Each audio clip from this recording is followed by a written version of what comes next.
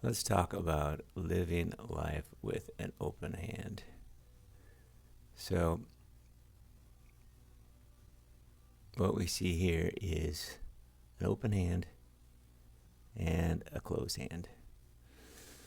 One side, the open hand, lets things come and go. The other side, the closed hand, grabs onto things.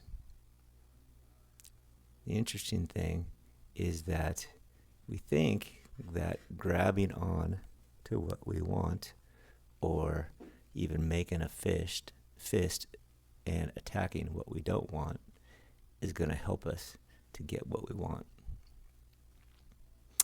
But does it work? That's a great question. And I propose that it doesn't. It doesn't work. Because the more you resist, the more you fuel that which you resist. What you resist persists. So it's a matter of focus. So you got openness and you got closedness. The open way lets things come, lets things go. Lets things come, lets things go. And over. So you could look about relationships. The relationship, someone that you love comes in and says, I love you. And you say, I love you. And they come into your experience. And then they say, you know what? Things are kind of changing in my life. I'm going to go ahead and do something else. And you let them go. And then when you do that and you say, wow, I really care about you.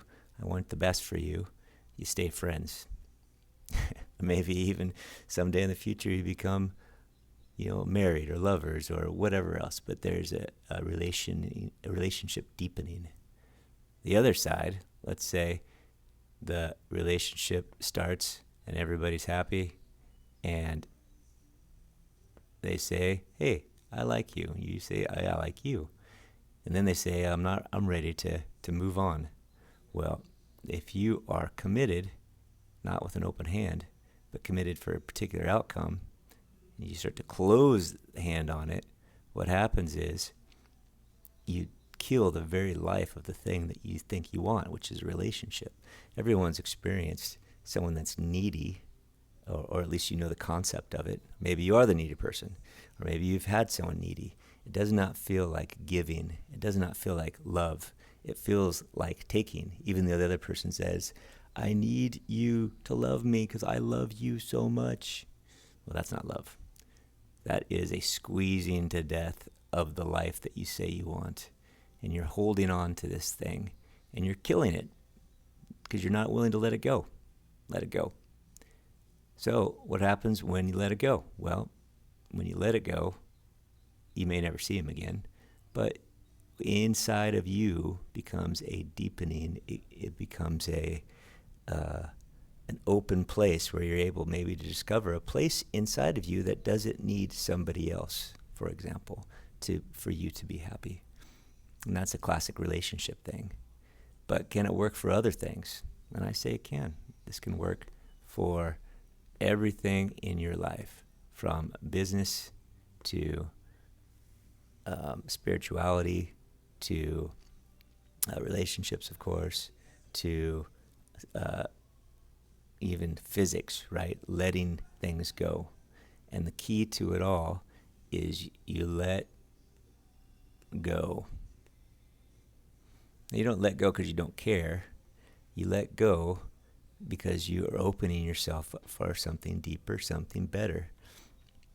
And the idea behind this is that there's something looking out for you. This is a concept of God. This is a concept of higher self, angels, Holy Spirit. All of these things insinuates there's something looking out for you. And you do not have the info to make good decisions. You don't have the info to make the perfect decisions. You don't.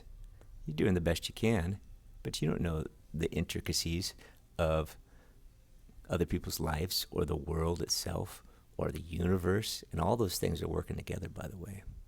So instead of thinking that you know everything and have to control everything, Do your best as things come into your life right here.